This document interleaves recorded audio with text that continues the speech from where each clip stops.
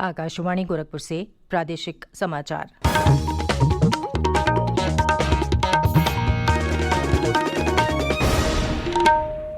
नमस्कार। समाचार बुलेटिन के साथ मैं सुकेती अस्थाना। पहले मुख्य समाचार। राष्ट्रपति रामनाथ कोविंद ने कहा, न्यायिक व्यवस्था का उद्देश्य सिर्फ विवादों का समाधान ही नहीं है, बल्कि न्याय को संरक्षित करना भी है। मुख्यमंत्री योगी आदित्यनाथ ने वीडियो कॉन्फ्रेंसिंग के माध्यम से कल 220 और 132 केवी के 27 उपकेंद्रों का किया लोकार्पण और शिलान्यास। मुख्यमंत्री ने कल लखनऊ में राज्य गुड़ महोत्सव का किया शुभारंभ। गुड़ के औषधीय महत्व की दी जा रही है जानकारी। और केंद्रीय स्वास्थ्य मंत्री डॉक्टर हर्षवर्धन ने कल आगरा में कोविड जांच के लिए नैदानिक केंद्र का किया उद्घाटन। और अब समाचार विस्तार से।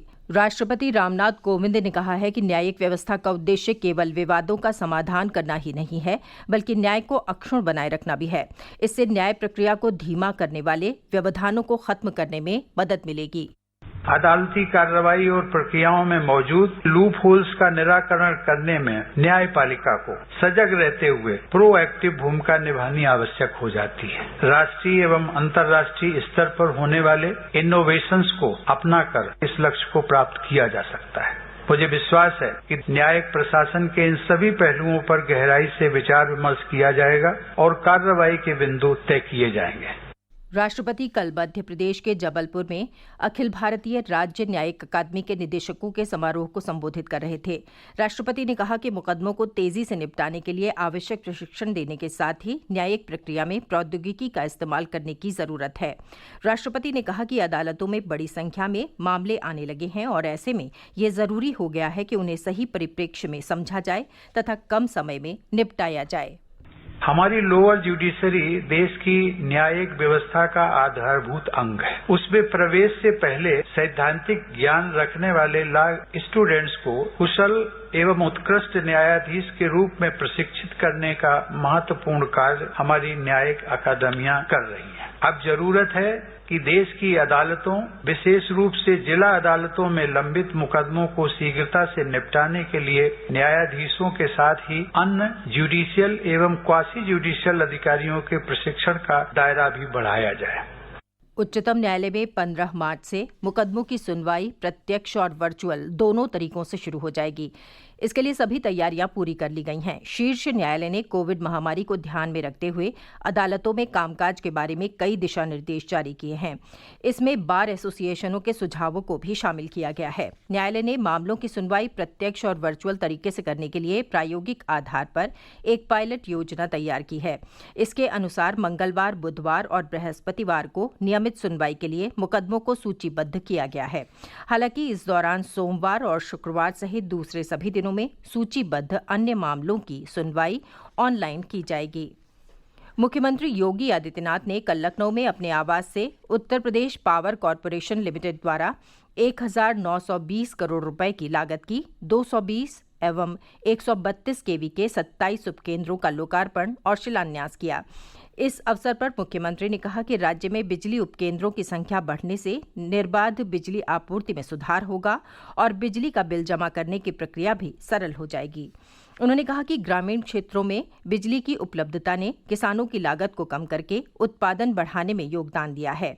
जिन बिजली उपकेंद्रों का लोकार्पण हुआ उनमें 220 और 132 केवी के उपकेंद्र बुलंदशहर, मुजफ्फरनगर, अयोध्या, चित्रकूट, सीतापुर, मिर्जापुर, लखनऊ, वाराणसी, फतेहपुर और गोंडा में स्थापित हुए हैं।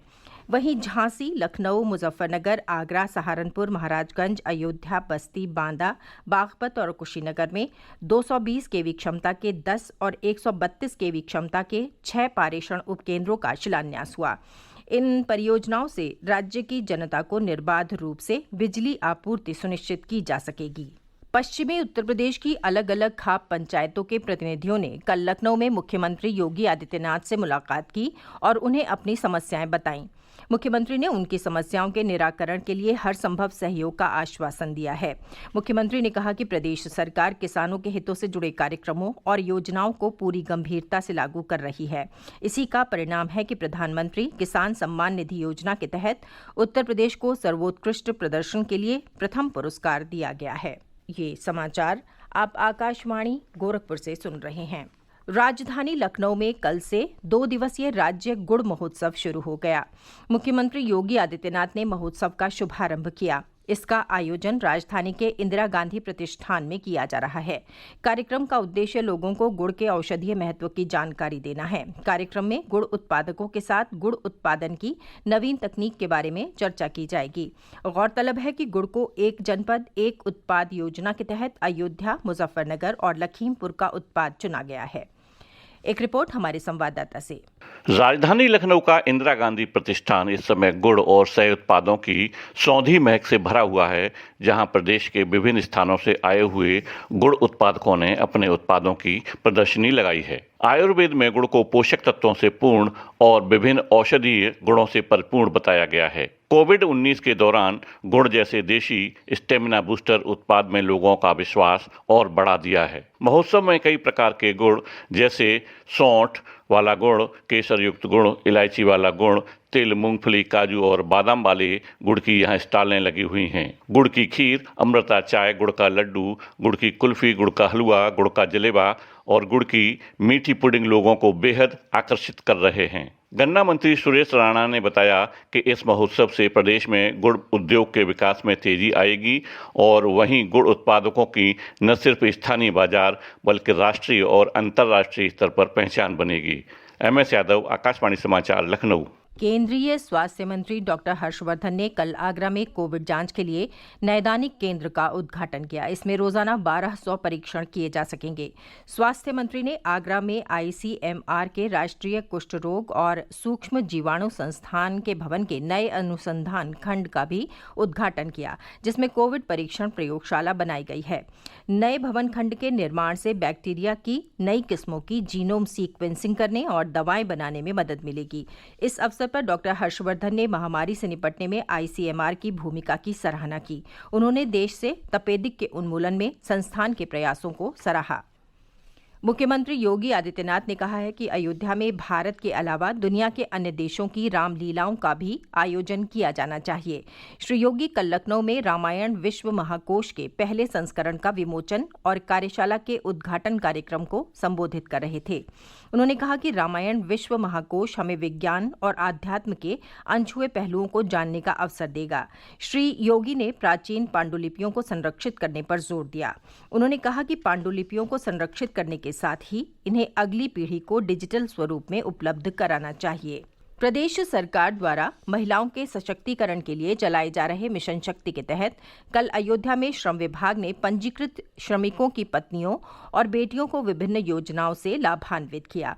इस दौरान 70 बालिकाओं को साइकिल वितरित की गईं। इसके अलावा 30 पंजीकृत श्रमिकों की पत्नियों को शिशु मातृत्व लाभ का प्रमाण पत्र दिया गया। उप श्रम आयुक्त ने बताया कि जिले में यह अभियान कल महिला दिवस तक आयोजित किया जाएगा।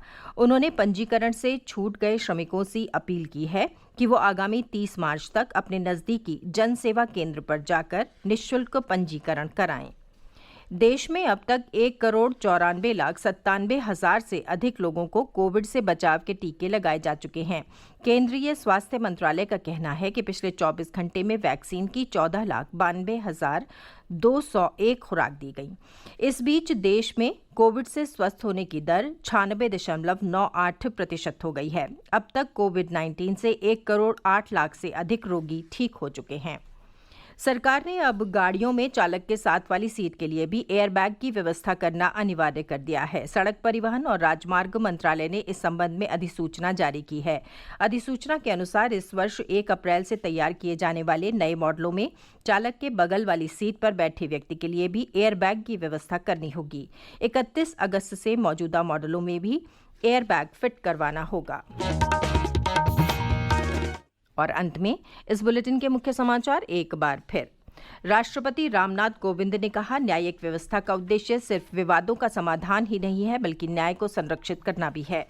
मुख्यमंत्री योगी आदित्यनाथ ने वीडियो कॉन्फ्रेंसिंग के माध्यम से कल 220 और 132 केवी के 27 उपकेंद्रों का किया लोकार्पण और शिलान्यास। मुख्यमंत्री ने कल लखनऊ में राज्य गुड़ महोत्सव का किया शुभारंभ। गुड़ के औषधीय महत्व की दी जा रही है जानकारी। और केंद्रीय स्वास्थ्य मंत्री डॉक्टर हर्षवर्धन ने कल आगरा में कोविड जांच के लिए नैदानिक केंद्र का किया उद्घाटन। इसके साथ ही समाचार बुलेटिन समाप्त हुआ। नमस्कार।